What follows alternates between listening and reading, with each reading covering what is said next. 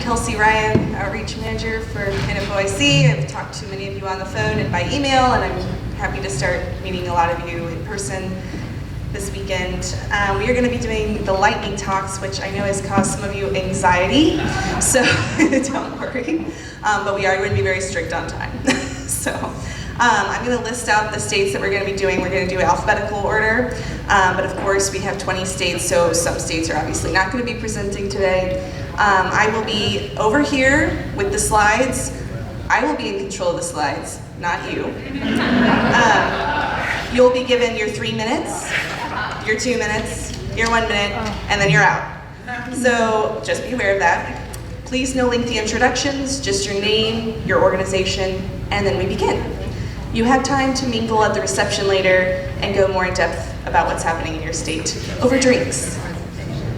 So, the states that we have presenting in this order will be Alabama, Arizona, California, Colorado, Delaware, District of Columbia, Idaho, Kentucky, Kansas, Michigan, Montana, New England, they get their own thing, New York, Ohio, Oklahoma, South Carolina, Tennessee, Texas, Washington, and ending with the great state of Wisconsin.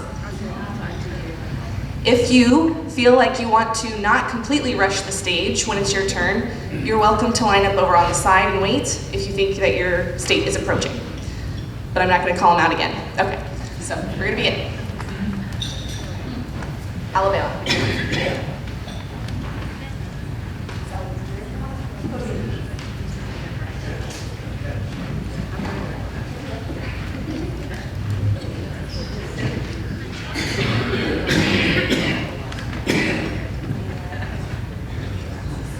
Good afternoon. My name is Delvin Davis. I am a regional policy analyst with the Southern Poverty Law Center. I'm doing Alabama, and the biggest thing that we're doing right now, we're trying to pass the Alabama Open Records Act this year. It just got introduced on the Senate side last week, so it's not a whole lot to report on as far as progress, but it is on the books, sponsored by Cam Ward. And it does basically 4 things. First of which, it establishes a response deadline of 5 business days. As of right now, we had a lot of problems of a requester putting in a records request and just getting blatantly ignored. Sometimes the requester will be very persistent and have a lot of follow-up, but it may take weeks, months, sometimes years just to get a response. So just having a deadline to get a response, not necessarily the data, but at least a response. 3 other things, having uniform fees across the board, establishing an ombudsman for disputes, which keeps a lot of things out of the courts. The last panel saw a lot of the complications with that.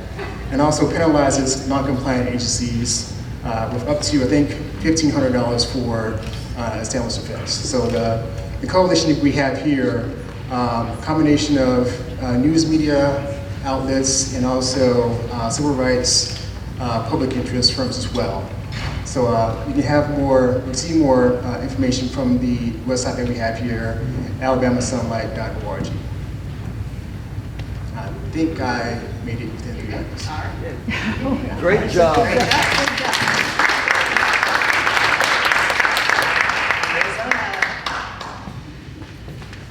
All right, sorry you have to see me again. Apologize. It's horrid. Ready? Introduce yourself. David Coulier. I'm a member of the First Amendment Coalition of Arizona. Go. All right. On the plus side, we have these new awards we start giving to journalists and others fighting for public records.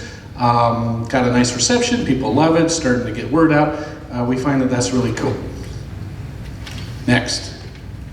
On our biggest loss, and you know, we have a bunch of little bills, but they're nothing major to worry about, but we have a media hotline. We pay a great attorney money to answer calls, and we're down to 40 calls per year. We used to get 300 calls per year, and I don't know if other coalitions are seeing the same thing in their hotlines. Our attorney thinks it's because reporters just don't have time to do these stories anymore. They're stretched thin. They don't cover meetings anymore, so no open meeting questions. It's a concern, probably worth a study. All right, number 3. What's next? We do have a really interesting case that's pending in the Ninth Circuit Court of Appeals. It's the First Amendment Coalition versus Ryan. We're arguing a First Amendment right to death execution personnel records, their credentials, to the execution serum that they inject with people, what it is, those records. If we win, we've already had arguments, we're just waiting to hear from the court. It's totally a First Amendment argument building on the press enterprise case, the right to attend criminal proceedings. But this would be cool because it's kind of camel nose in the tent to try to get a First Amendment argument for access to public records, which would be awesome. And so stay tuned. We'll let y'all know if we prevail, and if we lose, you won't hear from us. Thanks. Yeah, promises. Yeah. Yeah. California.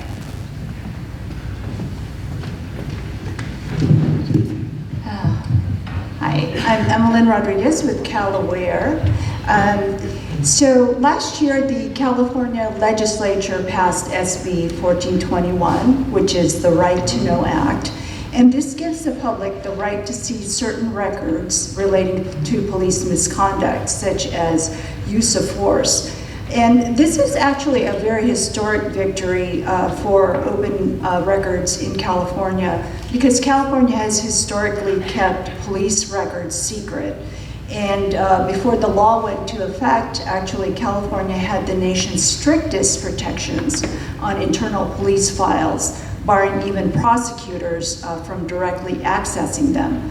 So the public can now request these under a public records request.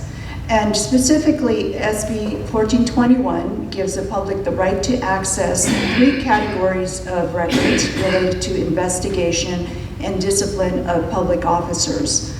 And this includes a discharge of a firearm, and also on the job sexual assaults and dishonesty in reporting or investigating or prosecuting a crime. And the public is entitled to any of these documents that are in the agency's possession, no matter how old they are. So the biggest loss, it's not actually a loss yet, but the California Attorney General's position on SB 1421 is that this does not apply to records prior to the enactment of the law, that is before its operative date of January 1st, 2019. So in making this decision, the Attorney General said that historically police officers have a significant privacy right in their personnel records. And they have litigated with lawsuits filed all over the state. And unfortunately for them though, the California courts have consistently ruled against this line of reasoning. Okay, so what's next? There are a couple bills that I picked out, but there are 14 pages of bills that are pending. One is state and local agency retention of emails, and the bill would require agencies to retain and preserve records transmitted by electronic mail for a period of 2 years. And then also there's a right to photograph public records, which is AB 1819. And currently any person has a presumed right to inspect records, but this would allow them to copy it without a fee, using their own equipment without charge. And so that you could photograph it as long as you don't damage the original. So those are what we have so far. Thank you, California. All right, California.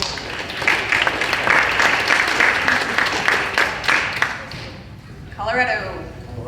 Hi, I'm Jeff Roberts. I'm the Executive Director of the Colorado Freedom of Information Coalition.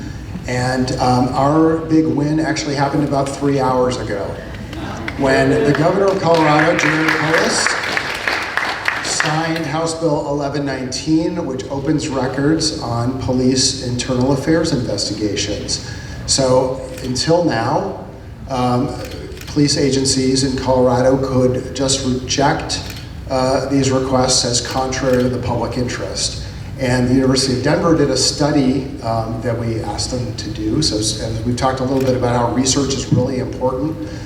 This research was really crucial that University of Denver Law did for us, which showed that agencies throughout the state routinely deny these requests, either through the contrary to the public interest standard or just because they had a policy saying, we don't give out personnel records, so it was kind of blanket. And now they won't be able to do that, so we're very, very pleased with this. Our loss also involves police agencies. I don't know if this is happening in your state, but in Colorado, more and more police departments are going silent with their scanner traffic. And this is making it very difficult for reporters to do their job, breaking news reporters, to know where to go to cover stuff or to inform the public that they should stay away from this part of town because a shooting just happened or something along those lines. And there's been legislation now 2 years in a row to say that an agency shouldn't do this except for tactical channels and things like that. But it's been a very difficult thing to argue against, and the latest bill like this died just last week. So I don't know if we're going to be able to stop this trend. It's going to be pretty difficult. Our what's next? Access to court records in Colorado is not always automatic. In fact, we recently had a Colorado Supreme Court ruling that said that we don't have a First Amendment right to court records, even though other courts around the states have said otherwise. And this was a case involving some records about a death row inmate that the Colorado Independent, a nonprofit news organization, brought the case, which led to this Colorado Supreme Court ruling. The US Supreme Court decided not to take the case. So we are working both in the judicial branch itself, which is taking up this process, but of course doing it in secret. And then also working to try to get legislators interested in doing something along these lines. We've also had some stories that the Denver posted on thousands of cases that were suppressed and hidden from public view. Thank you, Colorado. Delaware. Hello, my name is Nick Wasilewski. Next slide, please. I'm the president of the Delaware Coalition for Open Government. 2/3 of all Fortune 500 companies are incorporated in Delaware. This brings in a lot of tax revenue. The population of Delaware is about 965,000 people. There are now more limited liability companies registered in Delaware than there are people. And yeah, I'm glad you're laughing. It's really a joke. The beneficial owners of these liability companies are secret. And these are people from not only Delaware, but other states and other countries. Because of the rarefied status of corporate law in Delaware, corporations and limited liability companies have voting rights like a natural person. For example, in Newark, Delaware, where I live, last summer, a single beneficial owner of 31 limited liability companies voted 31 times. And right now there are 2 bills in the Delaware legislature to change this. Next slide, please. Money laundering is probably the most pervasive misuse of the Delaware Limited Liability Company Act. On the left-hand side, I have a whole bunch of different crimes that have been documented. Narcotics trafficking owned by Venezuelans, one of whom was the vice president of Venezuela, Tarek Zaidan El-Assami Mata. Sex trafficking through Backpage.com. Many people know about Backpage, but it was domiciled in Delaware. Embezzlement from a Malaysian wealth fund through Delaware LLCs. UN estimates that approximately $1 trillion is laundered annually, maybe up to a half, $500 billion is laundered in the United States. Next slide, please. Great. These are some bills that we've been involved in, HB 148 and HB 57. DELCOG wrote, the first bill never got out of the drawer, and the second bill was tabled in committee. However, HB 404 was essentially passed, which replicated HB 57. Senate Bill 183 was also passed, which gives Chancery Court the ability to dissolve the certificate of formation. Using the art of war, in the last year we've done two things that have gotten a lot of press and a lot of traction. We petitioned Delaware's Attorney General to appoint an independent counsel to investigate the LLC Act. We never got, he didn't do it. However, it was front page news, and it was a flanking maneuver. And lastly, our last initiative is a resolution for federal legislation to establish a national beneficial owner base of corporations and LLCs. And we've met with Senator Carper, and we're meeting with, we've met with Senator Coon's staff. We're meeting with Senator Carper and Representative Rochester. I got to get out of there. All right, thanks, Delaware. Thank you. District of Columbia. My name is Tom Sussman, President of the District of Columbia Open Government Coalition. Quick shout out to Fritz Mulhauser in the back, who's one of our more active testifiers, bloggers, and analyzers, legislatives, etc. So, hi Fritz. All right, so wins. In the procedural area, you notice our wins don't include legislative wins. But the first item in terms of what's winning is building a network of community activists, community advocates, community participants interested in open government. We had a fall reception, a winter summit just a few weeks ago. And these have all been raising the visibility. We have a listserv now for the community to use on transparency and open government issues that's open to anyone who wants to get involved. So it's been important for us to begin to build out that network. And the reason, as you'll see from our losses, the next one, is that we really have not been able to move the needle on legislation. Our losses are really action, inaction, and erosion. The action has been diminished, the independence of the Ombuds Office, the Open Government Office, the only office with jurisdiction over open meetings enforcement, downgraded and put under another board over last year. The inaction is simply a FOIA legislation and other bills that we've been trying to get some traction on, and because the chair of the City Council is uninterested in transparency, we've had a lot of problems with that. We need the community to be able to respond more vocally. And the erosion is in the area of expungement. You've heard about these issues so far and other discussions: expungement of criminal records, legislative secrecy, and body cam videos. All of those are areas where we've prevented anything really bad from happening, but we continue to sort of be unable to make any ground for additional transparency. What's ahead?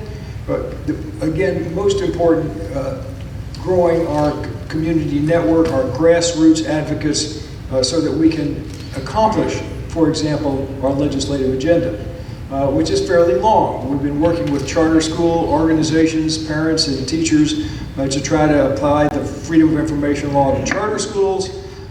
We have advisory neighborhood commissions that are advisory, but they're powerful in the district. They're elected, they're funded by the government, and there is very little transparency there.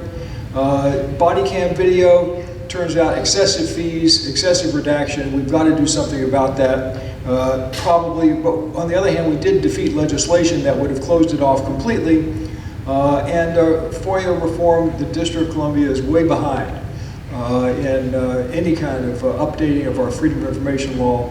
And so we need to do something about that, which we will be able to do when we build out our advocacy network. Thank you. All right, thank you, DC. Hello, Idaho. Hi, I'm I'm Betsy Russell, president of iDog.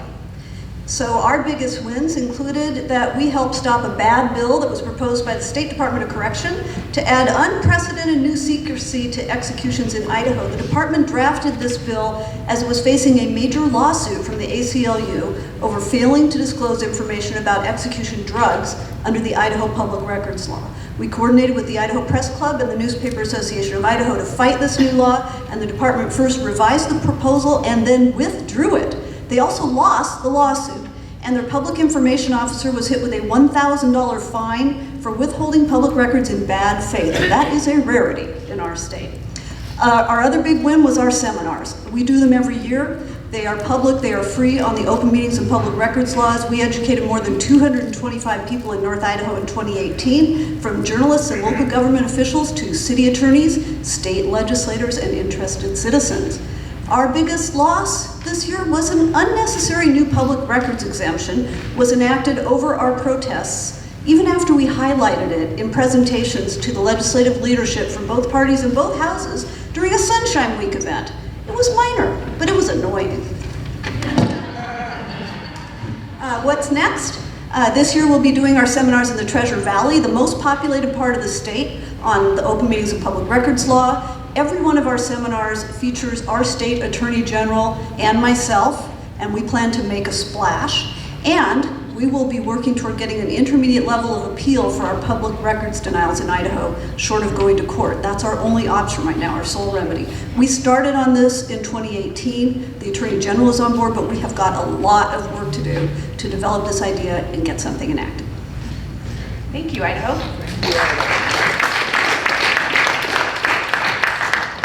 Kentucky. Hi, I'm Jennifer Brown. I'm a journalist and co-founder of the Kentucky Open Government Coalition, which is all of a month old.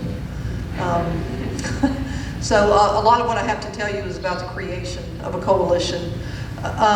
During the General Assembly's session in Kentucky this year, just a couple of months ago actually, there were two bills proposed which would have diminished our open records laws. And they included things like limiting open record laws to only Kentucky residents could file for open records. They would make the legislature the final arbiter of any access to its records when those were in dispute. Also impose fines on custodians of public records that would, we think, have a chilling effect. So as a result of this, I met someone that I knew from her work with the Kentucky AG's office, Amy Benson-Haver, and we began to talk about a belief that we needed a citizen coalition to help bolster the work of journalists in Kentucky. Our biggest losses really have to do with not starting this sooner. Amy and I learned after we met that we both had had the same idea for a number of years, which is we need to educate citizens so that the General Assembly doesn't hear only from journalists when these laws are being proposed. We should have acted sooner on that. So that's all I have for the loss. What's next? So we already have requests to teach workshops, and we're working on those. I think as of today, our articles of incorporation have been filed in Frankfurt, and we do have 3 board members. That would be me, Amy Benson-Haver, and another lawyer who used to work on the Kentucky Press Association's legal hotline. So we've got a good group, I think. We have a lot of contacts and unique perspectives on the law. We need to secure financial support. We are creating a website, and our biggest work will be to monitor state legislation so that we can be prepared to talk to legislators when it's not too late. Thanks. Thanks, Kentucky. Yep. Congratulations. And the beautiful state of Kansas. Hi, I'm Ron Kiefover, president of the Kansas Sunshine Coalition for Open Government. I think of it as whack-a-mole most of the time.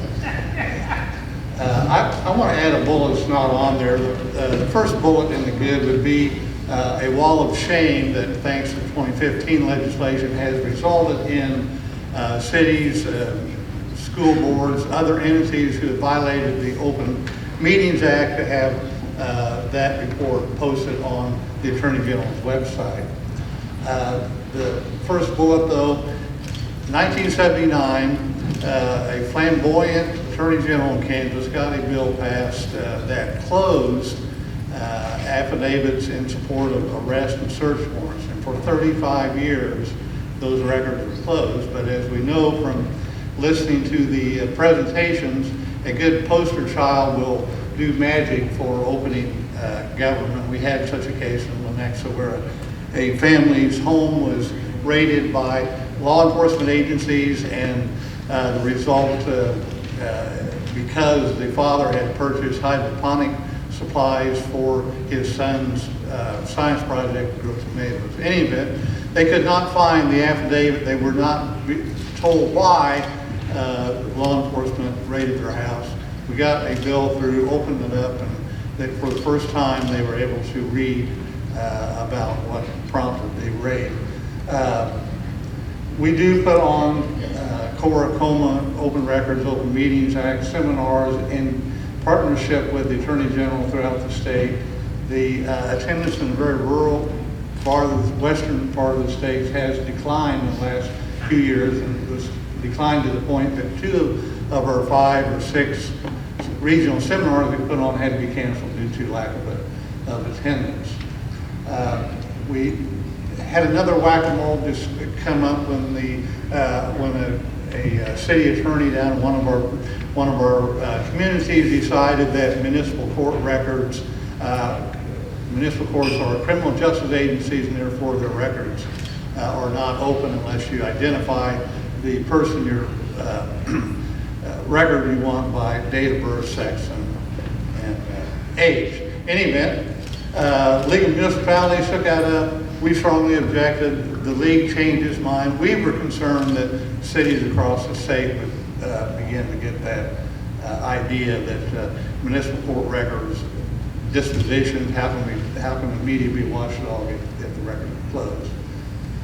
Police, it's too long a story, but police video legislation was adopted that opened police videos to victims of families. We agreed, the coalition and others agreed with the legislation, the idea that we come back and videos in the next session will be open to citizens as well as the families. And I'm being flagged.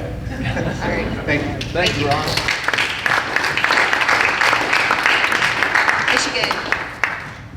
Hi, I'm Mike Reitz with the Michigan Coalition for Open Government. Okay, winds. It's cold in Michigan. We had snow last week. It's also dark there. We're the only state that statutorily exempts the governor's office from FOIA. But last month, the Michigan House voted unanimously to change that, along with extending some disclosure requirements to the legislature. So we're very happy about that. There's been a complete flip in legislative alignment, or I'm sorry, political alignment in the state in 2018, and everything looks promising so far. On our coalition infrastructure, we just formed a partnership with the Michigan Press Association, and we think that'll position us well for growth in the future. On the loss slides, we had similar FOIA legislation in 2016, 2017, and 2018, and we whiffed on all 3 years. So here's hoping that 2019 looks different. We also got a harmful opinion from our Michigan Attorney General's office that said that the statutory deadline in our FOIA law, 15 days for producing records, doesn't actually mean 15 days for producing records. They simply have to acknowledge that they got a request, and they can take as long as they want. So we're evaluating legislation that would clarify that. What's next? The headings are messed up a little bit, but I can tell you what's next.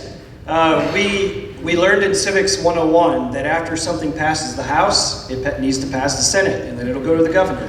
That's what we're working on right now. We have a new Senate Majority Leader who seems open to FOIA reform. We're encouraged about our ability to get that legislative package through the Senate and then on to the governor. Thanks. Thank you, Michigan.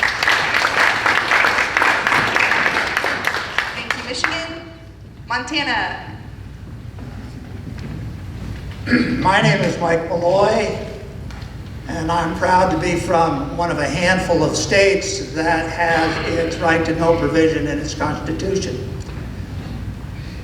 Unfortunately, we also have a fee-shifting statute, but unfortunately, because our Supreme Court, while being strong on the constitutional provisions, hasn't been very good on enforcing the fee-shifting provision.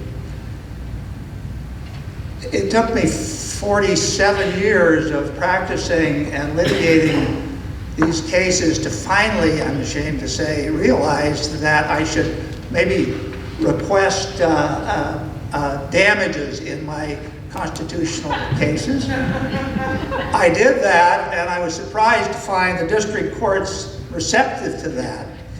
So this year, we were able to persuade 2 district courts, and one case was bound to go to the Supreme Court, but we settled them. We settled both of those cases in excess of 6 figures, and that should provide an incentive for attorneys to take these kinds of cases, and also a disincentive for local governments to close meetings.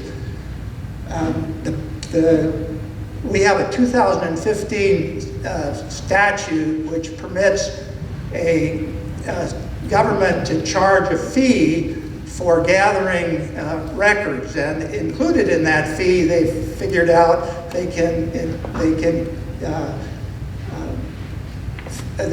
assess the costs of reviewing it by an attorney. So the net result is that people who are requesting records get quotes of $4,000 and $5,000 for a record, and you can imagine what happens to that request. Now, the future in Montana, I think, is promising. In the Krakauer case that Frank was talking about earlier, John Krakauer requested records of our star quarterback's expulsion from the University of Montana, and then reappointed by the Commissioner of Higher Education. We don't know why he was let back into school. Krakauer brought his lawsuit. We got a district court to order the commissioner to disclose the records and awarded attorney's fees. We went to the Supreme Court. The Supreme Court reversed, sending it back saying the district court had to review these records in camera. So the district court reviewed the records in camera, ordered that the records be disclosed, but denied fees.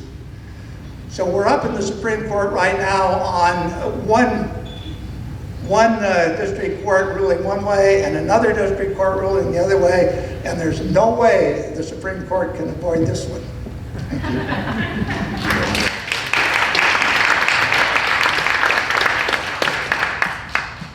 New you. England. Hi, Justin Silverman, New England First Amendment Coalition. All right, so we had a great decision come out of the First Circuit. We filed an amicus brief in this case. First Circuit dealt with the issue of releasing the addresses of jurors. And essentially what the court said, and there's some great language in this case, is that despite the new technology that we have today, despite all of these arguments for privacy, for secrecy, the value in knowing who is deciding these cases, these jurors, the value in knowing their names, their addresses, it's too valuable to keep from the public. Great story coming out of Vermont. We had a group of high school students working for their newspaper. They submitted a public records request. Through that request, they found out information regarding their guidance counselor being disciplined. They took that information, posted it on their website, and scooped every other newsroom in the city. Great story, and to reward them, the principal said, take it down from the website.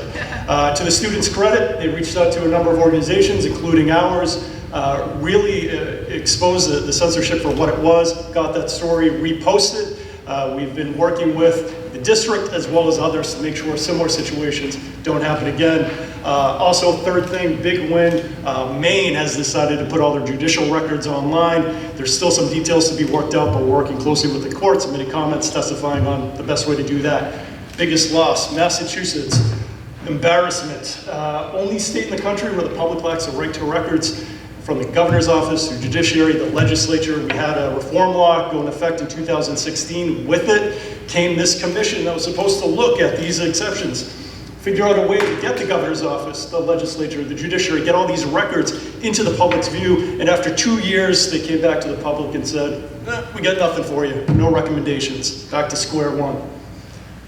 Moving forward, we're now about to come up to our 50th presentation through our First Amendment in the Press. It's a community conversation series. We're getting attorneys, media attorneys, journalists, academics, in community centers, classrooms, on college campuses, really preaching the value of the First Amendment, but more so talking about journalism, what it is, why it needs to be protected. You may have seen the Knight Foundation's report that came out, I think, a month ago or so that suggested this radical transparency, right? Pulling the curtain back on journalism, explaining to the public how journalists, responsible journalists, do their job and why they need to be supported, particularly on the local level. And we're doing more programs to really build that trust in local journalism, continuing to work with Maine as well as Vermont, who needs the help on getting their court records online. And we also have our 9th annual New England First Amendment Institute coming up this fall. This institute, it's a 3-day program that we offer every year to just 25 journalists working in New England. We fly in some of the best attorneys, journalists, and speakers to come in and instruct them on freedom of information concerns, all at no cost to them or their newsrooms. Thanks. Thanks, Maine.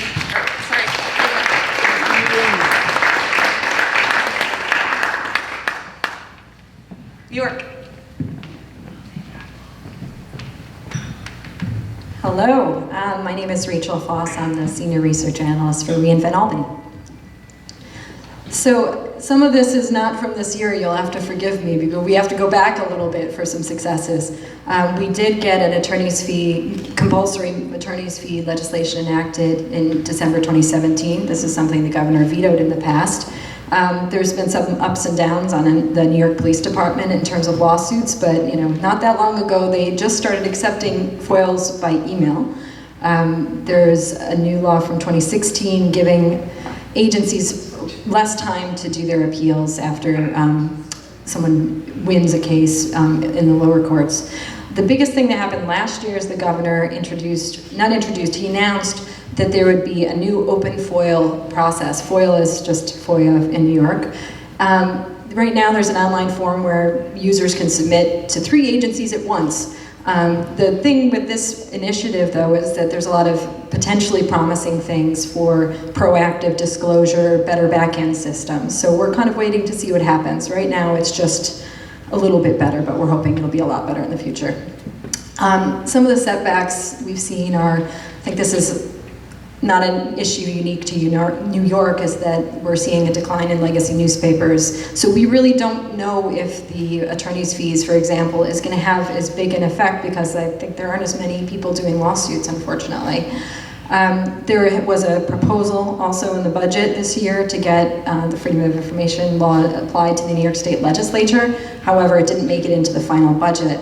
I will say, though, the dynamic with the applying FOIL to the legislature is that the governor keeps using it as an excuse to not put into place better laws for state agencies, saying, well, we need to equal across the board. So this issue has been kind of problematic because it's been used.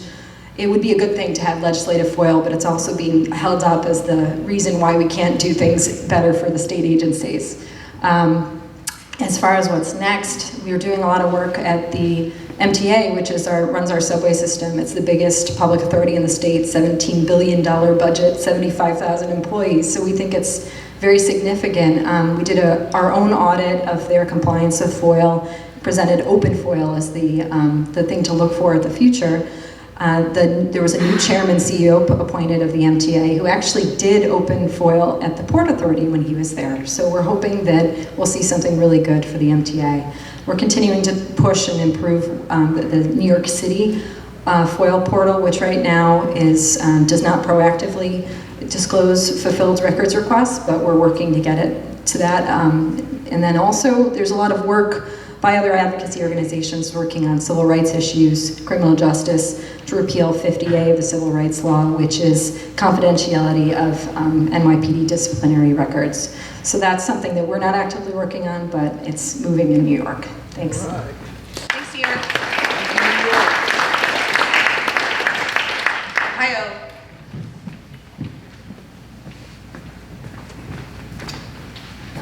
Hello, I'm Dennis Hetzel, the recently retired director of the Ohio News Media Association and president of the Ohio Coalition for Open Government. So I'm here representing my successor, Monica Nieport, who you'll enjoy getting to meet. Hopefully next year I'm going to move to North Carolina in a month and hopefully stir up some trouble there. So I think one of the biggest wins in the past year in Ohio is we have a good body camera bill.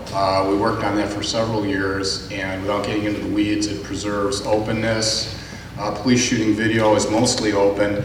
For the first time in Ohio, we also have an appeals process where you could go to court and say the public interest outweighs the privacy. If you Google Ohio body camera bill, you'll see an article the National ACLU recently wrote about our bill, which I think now is seen as one of the best of breed around the country. If you were in Cincinnati last fall, we talked about open records appeals processes. I think we've got a really good one in Ohio now with the Court of Claims for $25. You can go online, fill a form, and get a decision if mediation doesn't work. That has the force of law, and we've had some really good decisions on trade secrets, overly broad, all sorts of things. It's working really well. I'll say more about that in a second. We had a loop, go back to that first slide just real quickly. We had a loophole in our, the Supreme Court flagged a loophole in our law on you couldn't collect fees even if you won in a records case unless you did it by certified mail or in person. So we've now got digital requests involved in that. And we've got a new law that opens up a whole batch of historic records at the county level that genealogists and historians are interested in. Loss-wise, it's death by 1,000 cuts, which I know a lot of you are dealing with. New exemptions, like little narrow things that you have to fight to keep as narrow as possible. Using, not redacted on the internet, but open otherwise.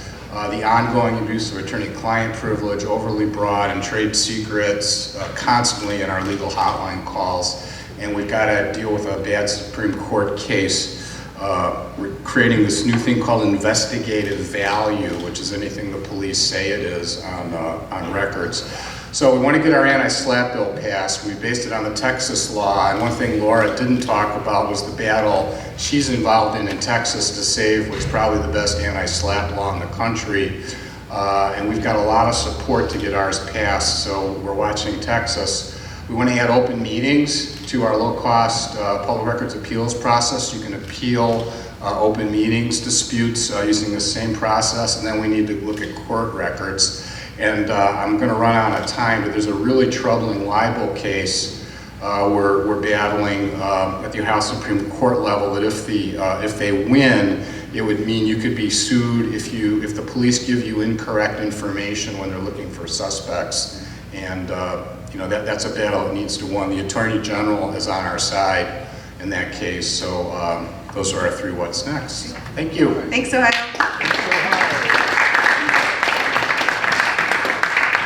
Oklahoma. Hello, everyone. I'm Andy Moore. I'm the Executive Director of FOI Oklahoma, FOI, as my wife says. We have three board members that are here today with me. Two of them have left already, so just Bill's left. Hello, Bill. Thanks for being here. I'll be quick. It's been a rebuilding year in Oklahoma. I started about 9 months ago, so I'm the new Executive Director. I redid the website as well, and I've talked to Justin some about how to do his. We'll see what happens. And we are in the process of updating bylaws. You notice that all of these wins are about our organization, not about the state. That's because while it is warmer in Oklahoma than Michigan, it is no less dark. And we got some money that'll pay for me, so I like that as well. On the loss side, So we had a governor's race last year, and the two candidates that came up, one was a businessman from Tulsa who sold mortgages. The other guy was the former attorney general who wrote and defended the open records laws. He lost, and so the mortgage guy won. He's ran on a transparency platform. It's the different kind of transparency, I guess. And so things remain fairly opaque. Recently in the news, you may have heard our state got a settlement about some we sued the opioid industry, and one of them has settled already, $270 million. The AG made a deal on his own. And so we're still trying to figure out exactly how that happened and what this new entity is the money's going to. But that's all been very private and secretive. That's cool. We also learned in the last just few weeks that Oklahoma is the 5th highest user of what they call model legislation, or cut and paste legislation, right? Like ALEC and those folks that go around the country and just pass bills. So we are the 5th highest user, and of the ones that we propose, we pass like the 3rd highest rate. So really liking just that copy and paste stuff there. Those bills are rarely good. And then what's next for us? New partnerships. We are, again, just a rebuilding year. So forming relationships with other organizations in the state. Open records, open meetings isn't widely discussed, or hasn't been for a while, and we're really trying to fix that. We're going to start a new training series of doing ORA and OMA workshops this year with the Oklahoma Press Association. About half of our legislature turned over last year. Like literally 54% are brand new, and they don't know anything about these laws, and so we're trying to like meet them one-on-one and educate them. And we may end up doing a ballot initiative to force the state legislature to be subject to open records. So if you want to donate to that, please hit me up later, and we'll see what happens. Thank you.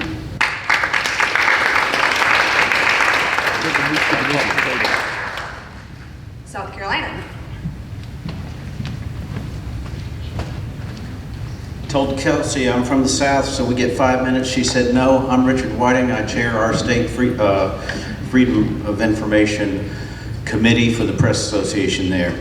All right, we did get some revisions through. We had a lawmaker who was a former journalist who was helping push through in about 6 years to get a few improvements to our FOIA, and that includes reducing response time from 15 to 10 days. Also setting some time limits on producing the documents. Unlike some others, they have 30 days unless it's more than 24 months old. The information you're looking for, they get 35 days. Charges for copying, normal rates, not exorbitant fees. They limited the ability of bodies to amend agendas at the last minute, and mandated documents which were distributed to or reviewed by a member of a public body during a public meeting be provided without requiring a request. Some negatives that came out of that: somebody said we need to have a FOIA that's more in tune with federal, and so now we're getting charged for search time. It exempted police body cams from release. Setbacks. Supreme Court ruled that the chambers of commerce who accept or spend public funds, hospitality tax dollars, do not fall under the FOIA, and so all this tax money can be hidden, and we're going to continue fighting that. We lost a suit that was mentioned earlier, GOP House Caucus. The judge ruled that that was not public, even though they're meeting on State House grounds using State House equipment, et cetera, et cetera. The requester was an individual reporter. She moved to North Carolina. So the AP and a few newspaper corporations, if you will, got in on that, and the judge said, nope, sorry, you don't have personhood. And so we could not get that information. It was mentioned that maybe that would be appealed, and I think that's going to be held off. Also, by the way, autopsy records are not released because that's a health document. He's dead, Jim, he's dead. Okay, a couple of quick wins. Looks like we will make it on a 911. Originally, 911 calls were about to be shuttered completely, but it looks like we're going to win that. And What's next is fighting this Chamber of Commerce getting public funds and what they do with it. And speaking of funds, it was asked, what can we do to get money? You can sell t-shirts, except you're selling them to poor journalists. So our fund is only $17,000. Thank you.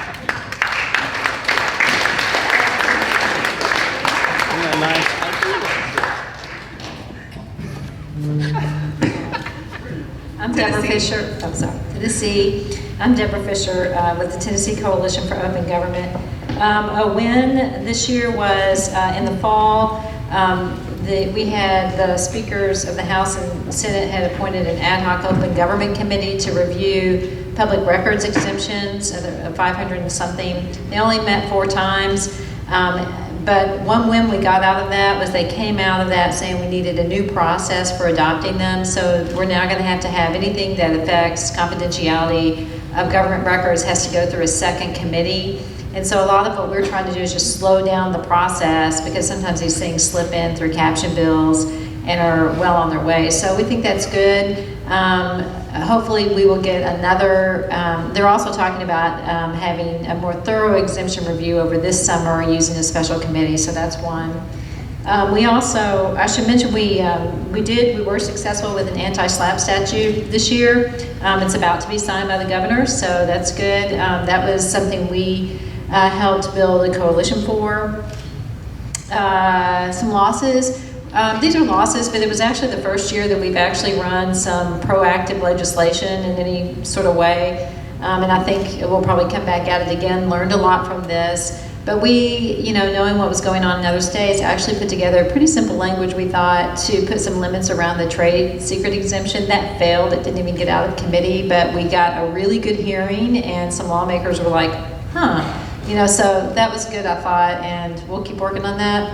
We also had a coalition with our free market group called the Beacon Center in Tennessee and Americans for Prosperity to try to get more transparency around economic development tax credits. That got pulled out of the bill, but I think we are re-energized and we'll come back on that as well. And could you go to my next slide because I don't have it on. Oh, okay. What's next? We hope to get a more formal review of the public records exemptions by the legislative committee. We're really working on trying to get more specificity. We have too many broad and vague exemptions that are overused.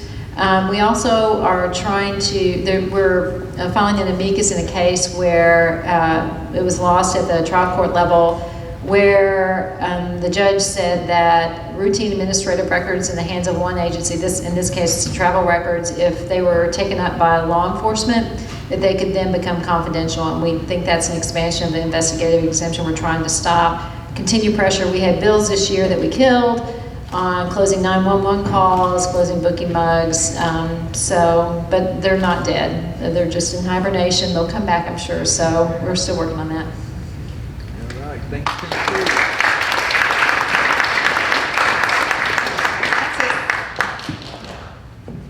Hi again, it's Kelly Shannon, Freedom of Information Foundation of Texas. And I think I did, my first slide was actually saying kind of a work in progress because it's really too soon for us to say wins and losses in Texas. We're right in the middle of a legislative session and still goes till the end of May. So a little too soon to count, and we only meet every other year. So, we have a big one and it lasts a while.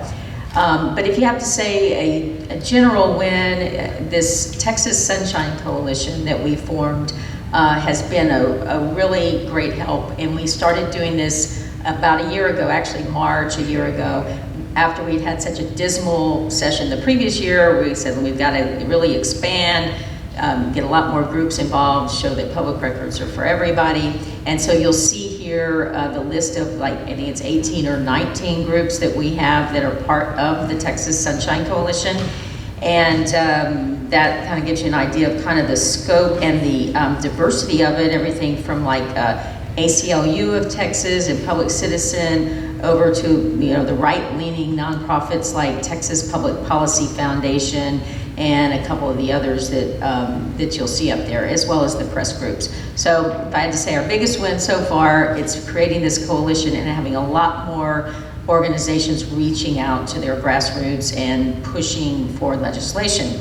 Other, good developments are this week we've had a couple of our big bills that are, yes please, that have passed the Senate. And yeah, if we could go to the next one. Oh, I have it up, I'm sorry. Earlier, so Laura Prather talked about some of this earlier, and I think Robert Scott, you were asking, maybe somebody was asking the actual case sightings, that some of the things Laura was talking about.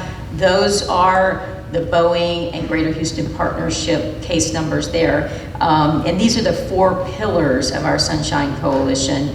And all of those diverse groups we brought together, everybody agreed on these. We want to fix that Boeing ruling. We want to fix the Greater Houston Partnership ruling, which cut off information on contracting, including sometimes final contract prices. Then we also got everyone on board with the dates of birth effort to make sure we can restore dates of birth in most public records, and then also that loophole where people use their private devices to do public business. So all of the groups that are part of the Sunshine Coalition, we were able to bring them together on these 4 pillars, and we haven't expanded it beyond that because everybody can't agree on everything because it's such a diverse organization. I'm going to talk more about this in one of the panels tomorrow, but we're still a work in progress. These are our 4 big proactive issues. We have some other bills, of course, we're working on, but this is where we stand right now. So we hope to have some wins at the end of the legislative session. Thank you. Washington. Hello, I'm Peggy Watt. I am representing the Washington Coalition for Open Government.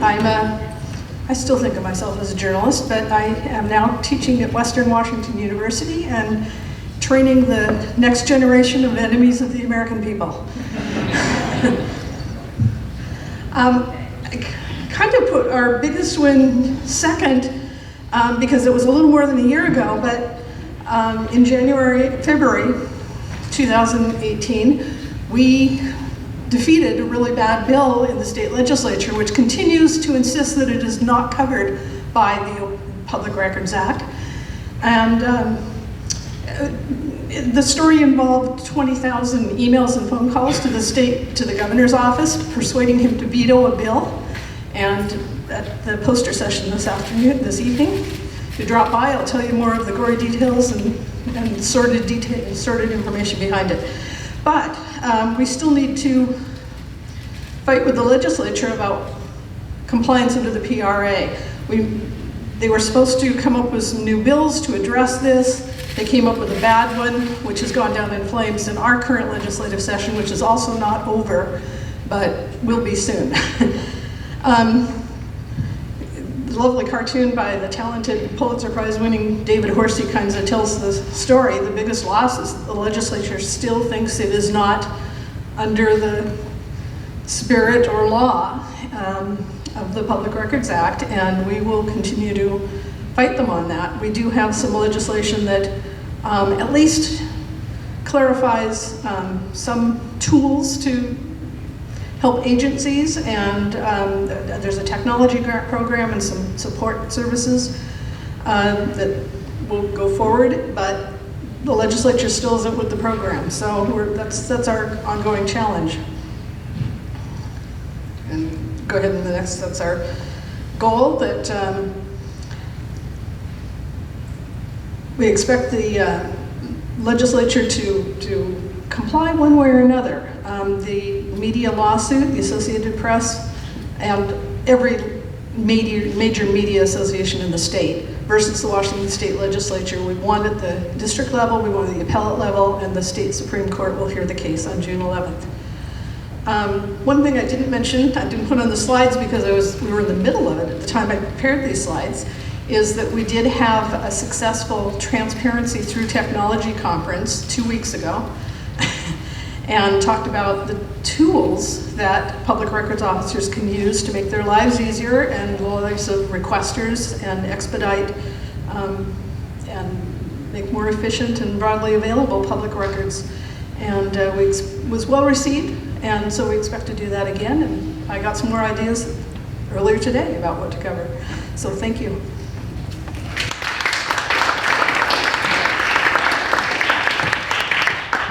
Wisconsin. Thank you. I am Bill Leaders. I am president of the Wisconsin Freedom of Information Council and the proud new editor of the Progressive magazine. Biggest wins. State agencies came up with a new excuse for denying access to records of disciplinary actions against public employees. They said, we don't have to turn them over if it's a low-level rank and file public employees. It's just too nasty a thing to do to expose them to that. They were sued over this twice and were forced to back down for both those. We still don't have appellate court ruling that would establish a precedent on that, but we at least have some successful litigation. We also had successful litigation over the issue of how long is too long. Our state statute says records must be provided as soon as practicable without delay. It doesn't say 10 days or 15 days or anything like that. And the courts have never defined it, but we've had 2 lawsuits that were filed over long delays. Both of those led to the more timely release of records, and potentially in the future we'll have an appellate court ruling there too that will establish it more firmly. We feel that we are making some progress in terms of calling attention to the fact that lawmakers alone among government officials in Wisconsin, state legislatures can destroy records at will. They are public records if they keep them, but if they don't want to have to turn them over to records request, they can destroy them on receipt. We're trying to generate attention to that. We've got a bill that will be introduced. It won't go anywhere because the Republicans in the legislature won't allow it, but at least we're raising public awareness about that.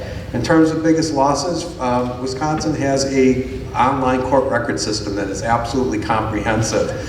This is the 20th anniversary of its debut, and for 20 years there have been attempts to take information away from that system. This year, for the first time, they succeeded. They've removed records of dismissed cases after 2 years, and now they're trying to expand the availability of expungement for criminal convictions, which will take away a whole bunch more records should they succeed.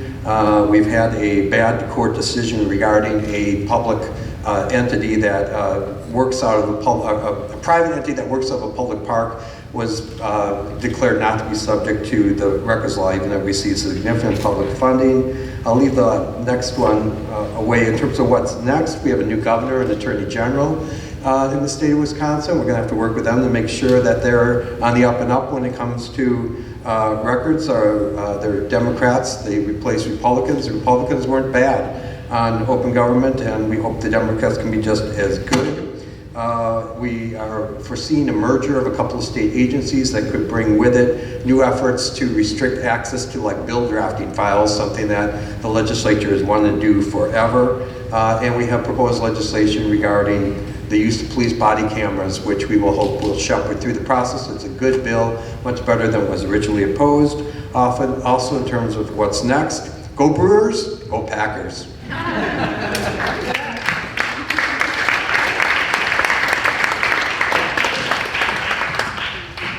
No Wyoming. We're good. All right. Thank you all very much.